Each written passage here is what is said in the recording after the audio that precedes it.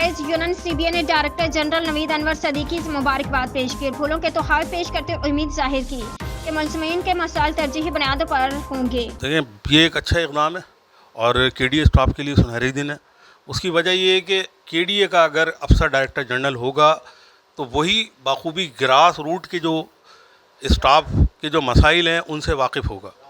बाहर से जो अफसर आते हैं उनको 3 से 4 माह KDA को समझने में लग जाते हैं जब तक उनका तबादला या ट्रांसफ़र हो जाता है।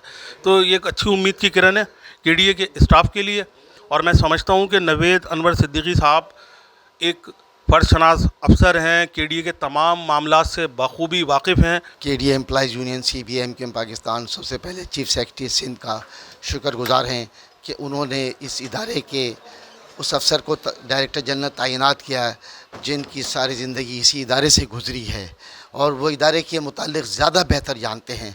तो नए आने वाले TG का ताल्लुक़ जो है वो इदारे तरक्यात कराची से है, तो लिहाजा हम ये समझते हैं कि इदारे में जो है इससे बेहतरी आएगी।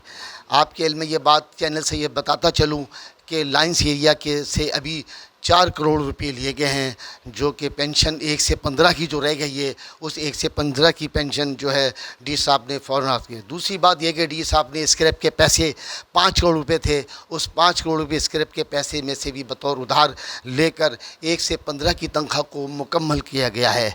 लेकिन ये बताता जाऊँ कि इस इदारे का अफसर है, पुराना है, यहाँ पर कई अपने तकरीर पे मनसब पे फाइज थे, वो इदारे के मुतालिक बेहतर जान सकते हैं